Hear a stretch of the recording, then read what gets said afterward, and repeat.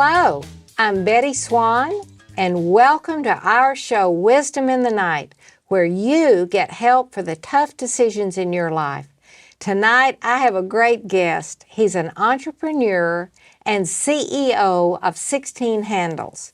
Welcome, Solomon Choi. Thanks for having me. This is great to have you here. I have been so excited about interviewing you. I have a feeling that this show is going to be so interesting for anybody watching that has a desire to do something different, to do something out of the ordinary, to step out, really get out on the water and do something different. So I want to know a little bit about your background before we get started. Kind of tell me where you're from, all of that. Sure. So first of all, thanks for having me. I was born in Seoul, South Korea, originally, and my parents immigrated when I was 1 to the U.S., and I grew up in Southern California for most of my life. Yeah. I went to school for business marketing, and I've always had a dream and a desire to A, run my own business, but then to B, create a brand that would go global. That's always been my dream since I was young. Since how old? Since I was a kid. I've always been fascinated with two things. One is branding, and two is consumer behavior. And my gosh, even as a kid? Even as a kid.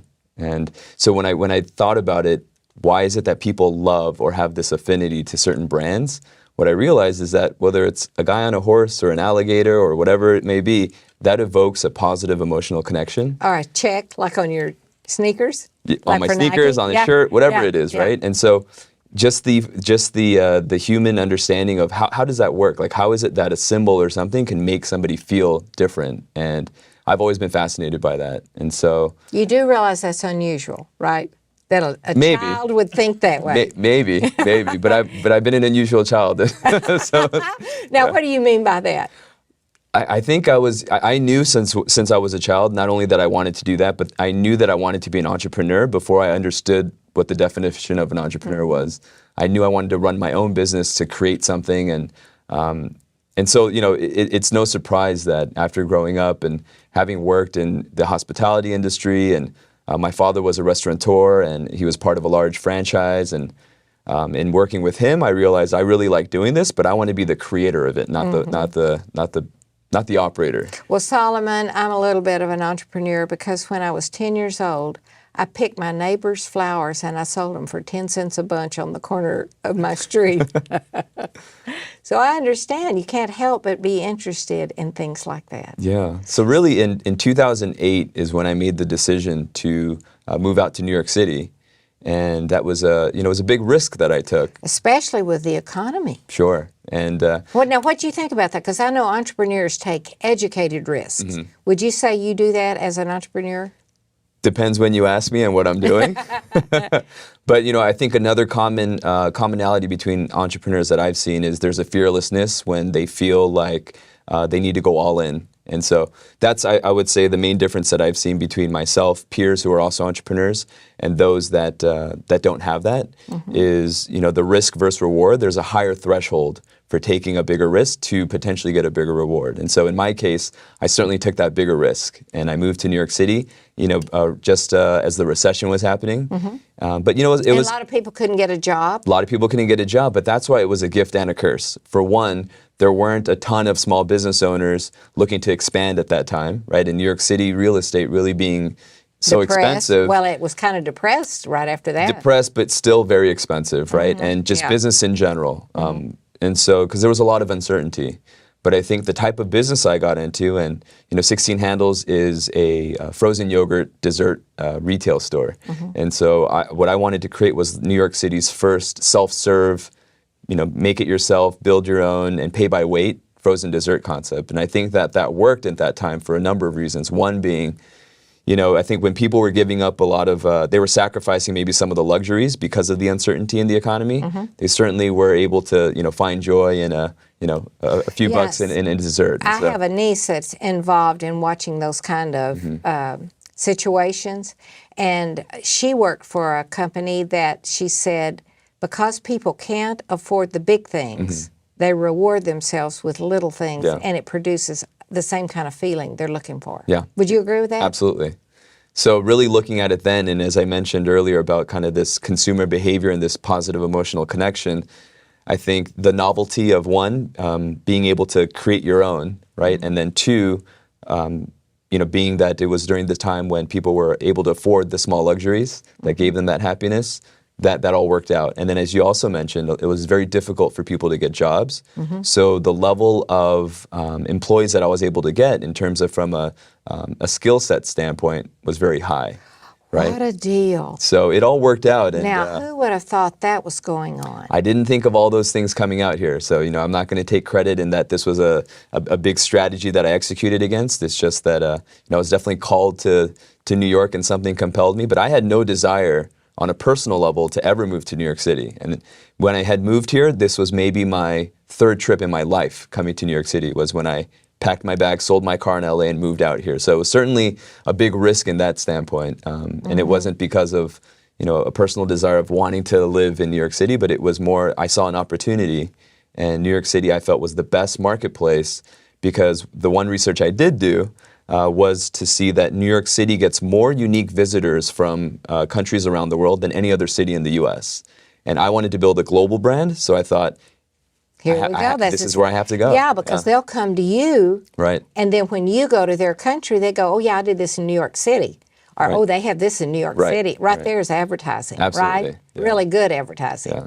Yeah. Well, how about financing? Did you have any trouble getting financing for So doing all this? my investors were family. So my parents, my aunt, and my uncle.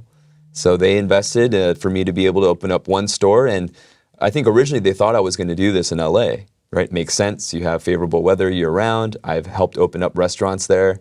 And so that's where my knowledge... And your dad was in the business kind of my there? dad was kind of in the business there. So that's what would have been safe and made the most sense. But again... You're not a man who does the safe stuff. No. No. I wanted to... I felt I have one shot at this. So if I want to do this, I want to take that big shot. And, it's... who is it? Frank Sinatra, right? Said that if you can make it here, you can make it anywhere. It's true.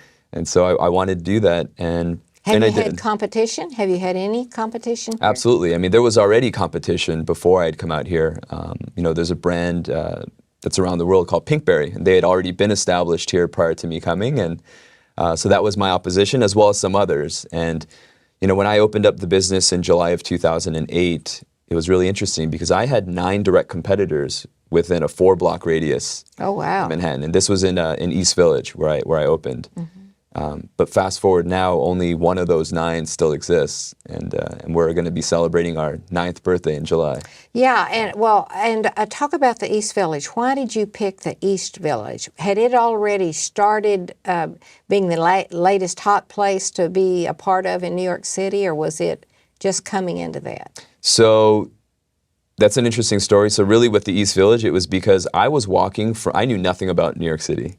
So I was walking from downtown financial district up to Times Square on the east side and west side. I took 2 weeks in January to do my market research. And I was just walking around aimlessly and blindly. And the more research I thought I was doing, going to places like Penn Station and Grand Central where a lot of traffic is, the more confused I became, because I grew up, in Southern California where people drive everywhere. And here I am in a city where people aren't necessarily driving, and it's very easy to get around, but it's so small in terms of a geographic footprint that I felt like, hey, a city that swells up to almost 10 million people a day, I should be able to open anywhere. But that certainly wasn't the case. And a lot of brokers and even friends were telling me, if you open up on the wrong side of the avenue or the wrong side street, that can make or break your business. And I had no idea what I was doing in terms of looking for the space, until I put my marketing hat back on, and a broker actually asked me, "Who is it that you're looking for?" And I said, "What do you mean by that?" He's like, "Who's your customer?" And then I thought, oh my goodness, here I am walking around for 2 weeks in New York City just getting confused because I see so many people. And then I said, I'm really looking for that 18 to 34-year-old female, because having worked... Really? Yeah. Having worked at America's first self-serve frozen yogurt shop in California, it was a family friends. That's who I thought was kind of that main customer demographic. You saw them coming in, that's who you saw, like young mothers, young women? Yeah. With their and again, yoga thing? And not that they're the only customer, but that's who I saw very high frequency from. Okay. So, so when I said that, he said, well, you should open up by NYU, because that's where you'll get, a lot of the young females there, and they're always replenishing new students. And so I thought that's a great strategy. And why I chose Right East there, Village yeah. was because that's where the main freshman dorms are. But now in going there, what I've quickly realized was that there was so much competition, so clearly I wasn't the only one that figured that out. Oh. But, I took that risk because I felt that it was a bigger gamble for the broker to put me in a neighborhood in New York City that I didn't know and to try to, start this from scratch. Mm-hmm. And I said, you know what? I feel confident about what I'm bringing here.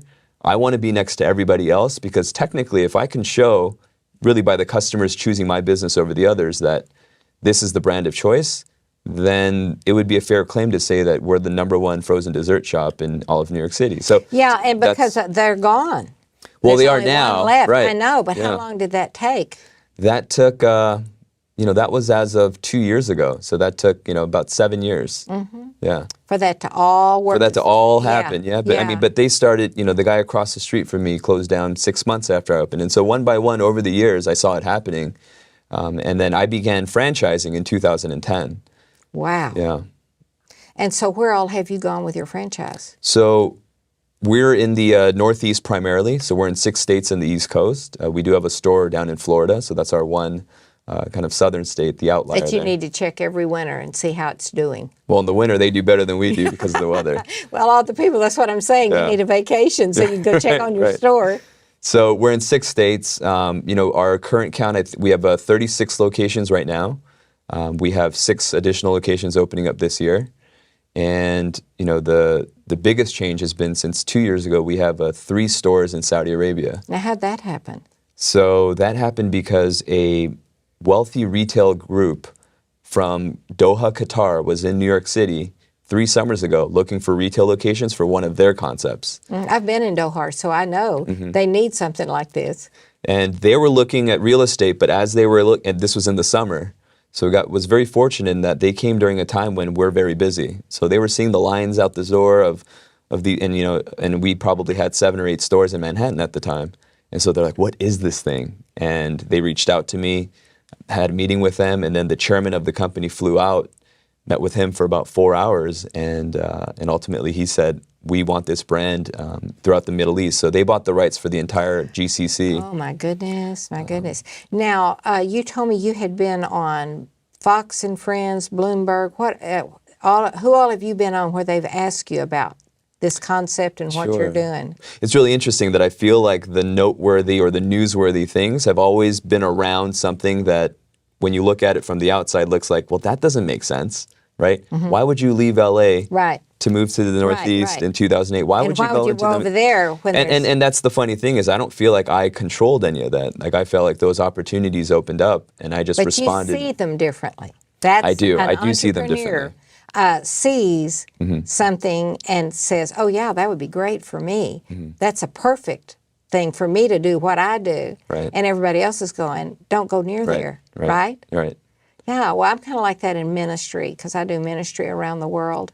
And I kind of go to those kind of places that people are going, why would you go there? It's not safe, or it's got AIDS, or it's everything. And I've gone and it's been very successful. So I know. Now, I do know you're a very committed Christian. Tell me how you got this close personal walk with God, because I know your reputation as a Christian. You're very devout, right?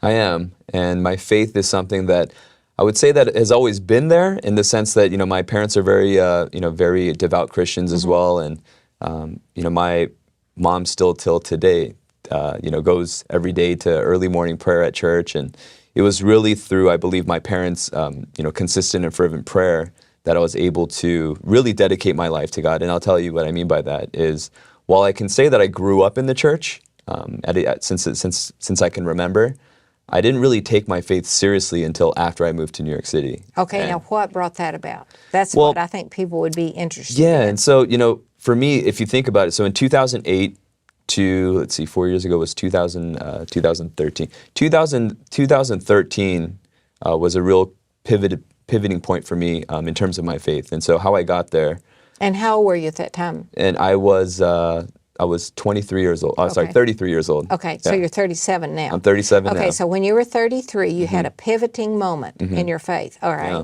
And yet you had faith since a child. I had faith since I was a child, but I think it was more of it was more my parents' faith, right? Oh, yeah. And It always is. yeah. Then and- you have to get your own. Right. And so I think it was, living in New York City by myself for those years. And in the early years when I experienced success in business, again, I felt that I was living for myself, growing this brand for the notoriety of me, right? And it became very ego-driven at that point because I was like, okay, I'm going to build this global brand and it's going to be because of me, because I'm willing to take this risk and do these things. And I think it was really at that time that God humbled me. And I had this revelation in 2013 in January where I felt that something was missing. Something really was missing in my life. And In the middle of all this success. in the middle of all this success, right? And I was, going out and, doing whatever I wanted, but it felt very empty, and here I am, it's like, I'm on TV, but none of that really fulfilled what I was doing. So I was like, this can't be it, right? And I had this epiphany where I felt like, you know what? I want to make 2013 the year that I grow as a person, I mature as a person, and I committed myself to exercise and running. I had quit smoking after 13 years. Wow, Also, like, that's a big thing. right before. And again, so I just had this conviction inside of me that I now know was the Holy Spirit working in me. But at the time, I didn't know what it was. I just felt that I want to start reading. I want to, enrich my mind, my body, and my soul. And so when it came to soul, I was like, I really haven't been going to church regularly. So I was like, not only do I want to attend church, I said, I really want to build a community. And so that tugging and that emptiness of find a Christian community to really, be immersed in was what drove me. And I was church hopping at the beginning of the year in 2013, looking for that home. And that's really what it felt like. I felt like it was a homecoming that was needed. And then I was fortunate enough to, a friend of mine, she had recommended in Every Nation, which at the time was called Morning Star on the west side. And so I went there and I checked it out. And at the time, I remember vividly, they were meeting inside of the Skyline Hotel, right? And I walked in and I heard praise, and that's the first time that I felt something, Spirit telling me, you don't have to look anymore. This is home, and you can embed yourself here.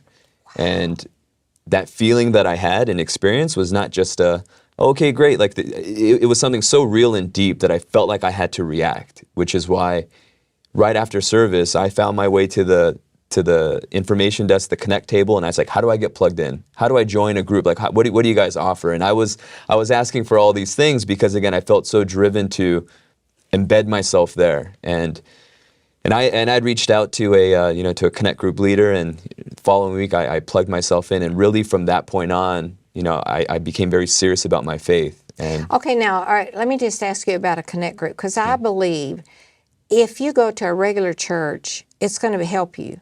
But until you get connected with a group of people that you can kind of be yourself with, talk with, pray with, discuss the Bible with in a small setting, I don't believe it ever really connects, or at least it never did for me. Would you agree with that? I 100% agree with that. Insofar as now I actually lead a men's Connect group myself as well. And the reason for that is I saw my life transform really during the time that I was committed to this Connect group that I joined. And prior to that, for the years that I was in New York, you could probably say that I was, what they joke as a CEO Christian, a Christmas, Easter only Christian, or when I felt like it, or if I had time, I didn't have any other plans. But, it was really through the connection of doing spiritual life with this family. I mean, really, that was my church family, was really my Connect group, right? And so, we were able to get vulnerable and really understood what discipleship was and accountability. And these are words that are thrown out there that I've heard all throughout the years of going to church, but until I immersed myself in that platform, I really didn't know what it was. They were just words. They were just terms and thoughts. Like, okay, accountability. All of it was just words until you got it for yourself. Correct. Wouldn't you say? Yeah. And when I was a part of it and it was a part of my life and that was being lived out, and things would manifest through those relationships, that's when I realized this isn't just faith to a religion or a belief. This is what we were intended for. This is So how do you maintain it today personally? Do you read the Bible? I do, every morning. Every morning? Yeah, read. How do you know what to read? So, I mean, fortunately with today's technology, I use the Bible app. Yeah. And, I follow different quiet time programs. But, right now my goal for this year was to actually get through the New Testament. So I'm on Acts right now, and I just read a chapter a day. And, Pretty amazing, isn't it? It is. And to be able to go through it, and I've never done that. I've never read the Bible, cover to cover. And I never had any desire to until recently, which is why this year I made a commitment that I would go through the New Testament. And then next year we'll be going the Old Testament. I heard one time, Solomon, if you want to do the works of Jesus, if you read about what he did and you think, Jesus, you still do that today through people, just like you said you would do. A man challenged me and he said, read the Gospels 4 times, all of them 4 times, all the way through. And notice how Jesus really did things. Put yourself in that scene and think about, how did he say it? How did he do it? What happened? Where was it? What was the response? It was really life-changing for me because the Bible became so real. So now that you're starting the book of Acts, you can do the very same thing. I'd really encourage you to do it. That if Paul is doing something, you become that Paul. Right. If Silas is doing something, you be Silas. If Peter's doing something, you be Peter. If Timothy is, you be Timothy. You'll see the Bible, it'll become very real to you. Because you're it, and you're having to think, what would I say? What would I do? What did he say? What did he do?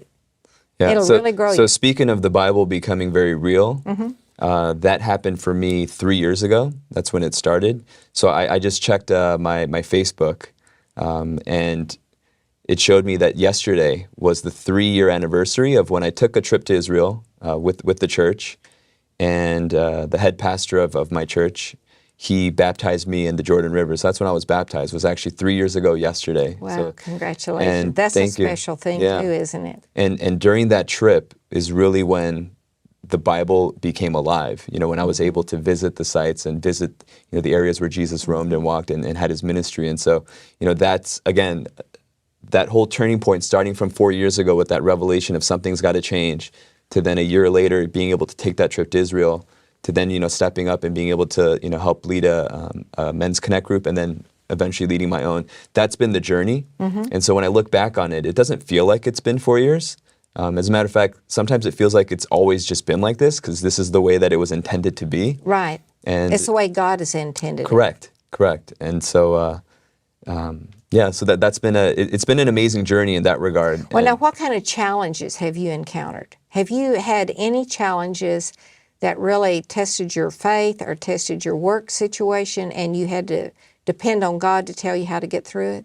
Absolutely. You have? Yeah. I mean, I'm still going through that now. Okay. And, as my business has, progressed over the years, I feel like looking back, at the time that I committed my life really over to God, and was the time that I actually started experiencing a lot of turmoil in the business. And what I mean by that. Why do you think that was? Well, I think because, again, when I looked at the early success that I had, where God wasn't the driver in that, it's very easy to point and say, well, that's because of my works. And now that I'm relying on Him, I think I'm really, it was a growth challenge, right? I'm being developed and molded to really be able to depend on Him. Oh, okay, I see that. I see what you're saying. Right. And so there would be challenges in that, right? Sure, absolutely. Yeah. I've never had more challenges than in the last 4 years of business, right? The first 4 or 5 years of business were very easy. It was very easy for me. And so, again, I've been able to, it's made me rely on Him, because I think if it were the other way around, then it would be a different narrative. But I think... All right, now for people that are watching, this show is called Wisdom in the Night. And there are people watching you right now. And I know somebody right now is saying, okay, so you rely on God. So how do you really do that? So kind of talk about that. How you got the challenges you're talking about, you got the knowledge, you've got to rely on God. But there's somebody watching this show right now going, so tell me how you did it. Yeah. What did you actually do? Right. So what I actually did was I went seeking, knocking, and praying to God for not only my challenges, but also just direction, right? So some of the challenges that I've been facing were personnel issues, personnel challenges. trying to grow when we're growing too quickly and we don't have the infrastructure set up, needing to meet the right people to open up doors. These aren't things that I had any control over, right? Building the business, building the brand, that I was able to do. But the things that I really needed and the things that were really challenging were things that I had no control over. And so what I did was I went to prayer. I went to prayer, not only by myself, but I went to prayer with community of believers. With your Connect group? With my Connect group. You just were honest with them and saying, absolutely. I need prayer? And that's where the power of the Connect group is not just a bunch of people that are praying together. That's not it. Oh, really? No, it's really the accountability and the vulnerability that is needed to establish trust and then build that relationship. And then the power of prayer, I think, becomes magnified because you're in communion with each other at that point. And so with me, I was not afraid to just make myself very vulnerable and share the things that I was struggling with. And so that deepened our relationship, right? Because they've seen me go through the challenges, and time again, they've seen God deliver me outside, in victory with those challenges. And why it's Him? Because there's no way that it could have been done with my strength or my knowledge or lack thereof. Yes, and so really it encourages them, even though they stood with you. And then I would guess that when you stood with them for their things and you saw God do it, that strengthened you too, right? Absolutely. Yeah, there's a Bible verse that says, iron sharpens iron. Yeah, and wounds from a friend are better than kisses from an enemy. Yeah. Yeah, well, that's great, but I'll bet you still have big dreams. I bet you've got dreams on top of this. Absolutely, and that's why, I feel that, so let me first back up and say that, in facing the challenges and in going to God daily for this business, it was a commitment, I want to say, about a year ago or a year and a half ago, that I had a revelation that I said, wait, I don't need to struggle by myself to make all the decisions because I don't need to be the chairman of the board. I don't need to be the CEO of the company, even though that's my title. Because I said, actually, there's someone else in the driver's seat. Oh, wow. And that's when I started claiming that God is the CEO of this business. All right, well, let's stop right there. Now, folks, have you enjoyed listening to this as much as I have? This is fascinating. You're seeing somebody with a big dream since he was a child and really achieving it and then running into struggles and challenges. And it took his faith and other people with faith to get him through it. And it took making God the CEO of his life. Have you ever done that? Have you ever said, okay, God, you do it. You do it. Well, thank you so much for tuning in. It wasn't an accident you turned on the TV tonight, and I hope you received some wisdom and that you have a great rest of the night, whether you're going to sleep or you're going to work. I'll see you next time. Bye.